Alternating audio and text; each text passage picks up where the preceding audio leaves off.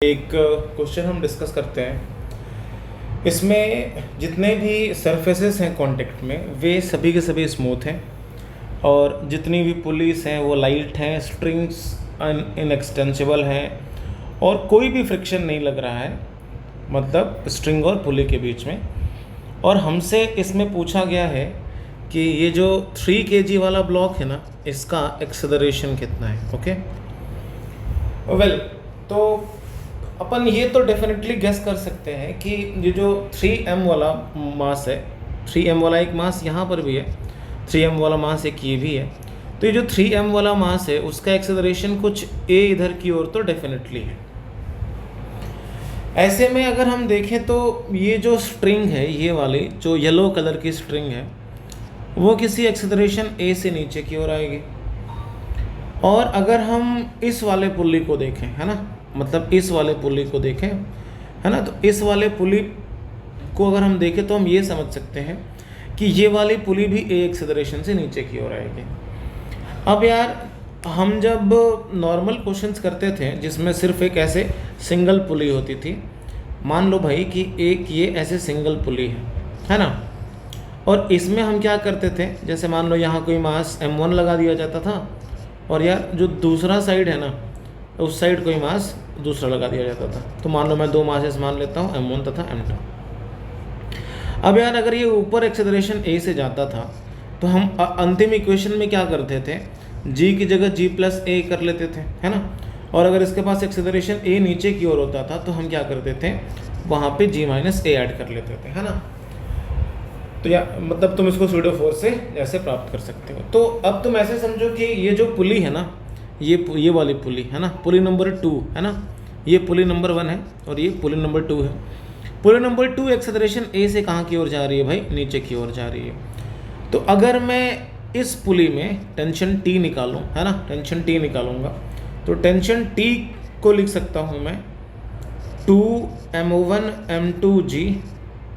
अच्छा, नीचे आ रहा है तो हम सिंपली क्या यूज़ कर लेंगे बेटा, g-a, और नीचे क्या आ जाता है, टोटल मास आ जाता है, अर्थात m1 + m2। तो अगर तुम इसको ठीक तरीके से सॉल्व करोगे तो तुम्हारा टेंशन का वैल्यू आएगा 2 × बेटा उस डायग्राम में m1 देखना 3m है और उसमें m2 देखना 2m है। ओके बच्चों, है ना।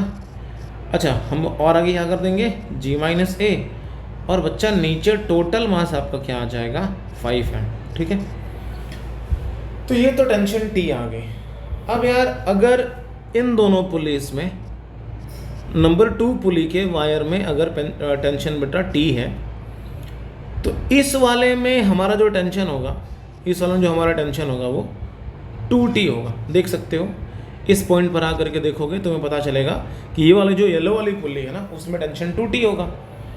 तो हम ऐसा भी लिख सकते हैं कि 2T = 3m है, क्योंकि अगर हम इस ऊपर वाले मास का, है ना, इस वाले मास का अगर FBD बनाएंगे तो इसको कौन अपनी ओर खींच रहा है बेटा, इसको 2T खींच रहा है। तो हम क्या लिख सकते हैं, 2T = 3m।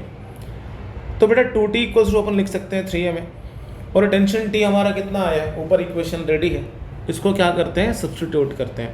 अब क्या बनने वाला है, ध्यान से देखना, 2 से मल्टीप्लाई कर दो तो 4 × 3m × 2m × 2m। ओके, यहाँ क्या हो जाएगा बेटा, g-a, और नीचे क्या आ जाएगा बेटा, 5m, नीचे आ जाएगा 5m, और यहाँ पर क्या आ जाएगा मुझे बताओ, इधर आ जाएगा 3m। अब जो चीज़ कट सकता है वो तो एटलीस्ट काट दो, है ना। ठीक है, तो हमारा न्यूमरेटर में बच रहा है 4 × 3 = 12, 2 × 24g